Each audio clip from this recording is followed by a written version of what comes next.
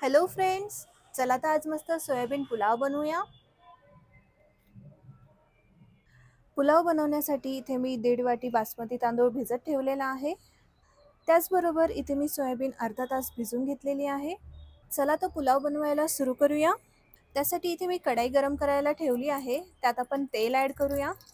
तेल थोडं जास्त ॲड करायचं आहे। तेल गरम झालं की थोडेसे खडे मसाले, तेजपत्ता आणि थोडीशी हिंग ॲड करायची आहे।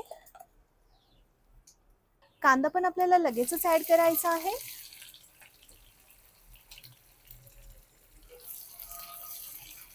कांदा छान परतून घ्यायचा आहे आपल्याला।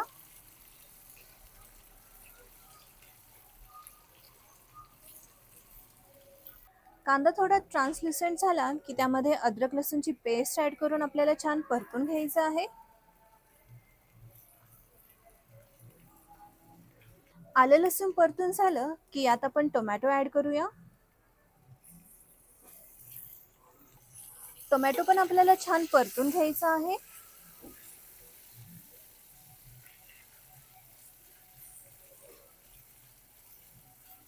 टोमॅटो थोडा परतला की यात आपण मसाले ॲड करूया। हळद, लाल तिखट, धने पावडर, कांदा लसूण मसाला आणि गरम मसाला। त्याचबरोबर चवीनुसार मीठ ॲड करायचं आहे। मसाले छान परतून घेऊया।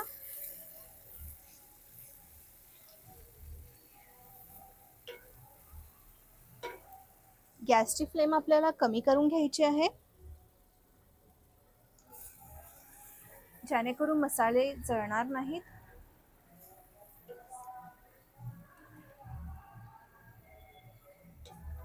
मसाले परतले की यामध्ये आता आपण वाटाणा ॲड करूया।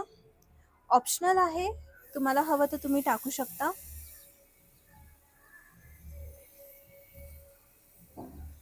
त्याचबरोबर आपल्याला सोयाबीन देखील ॲड करायची आहे आणि आता आपल्याला हे सर्व छान मिक्स करून परतून घ्यायचं आहे। सोयाबीन आणि वाटाणे परतले की यामध्ये आपण पाणी ॲड करूया। इथे मी 2 ते 3 ग्लास पाणी ॲड करणार आहे।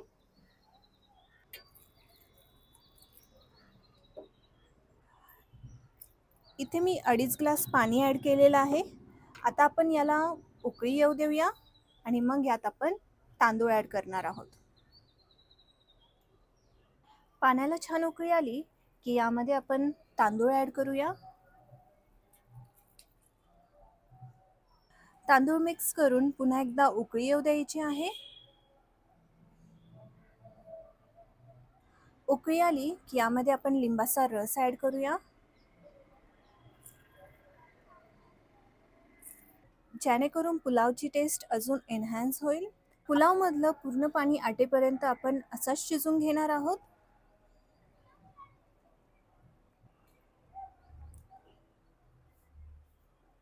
पाणी आटलं की आपण झाकण ठेवून देऊया आणि इथे आपला गरमागरम सोयाबीन पुलाव बनवून तयार झालेला आहे। याला आपण थोडं कोथिंबीरीने गार्निश करूया।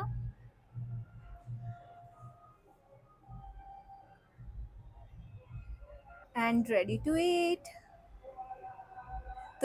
तुम्ही बघू शकता पुलाव किती छान मोकळा झालेला आहे आणि शिजला देखील आहे।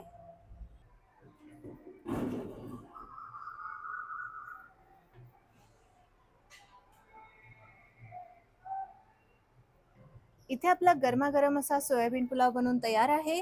तुम्हाला ही रेसिपी कशी वाटली हे मला नक्की कळवा। Please to like, share and subscribe आणि बेल आयकॉन हिट करायला विसरू नका। Thank you for watching.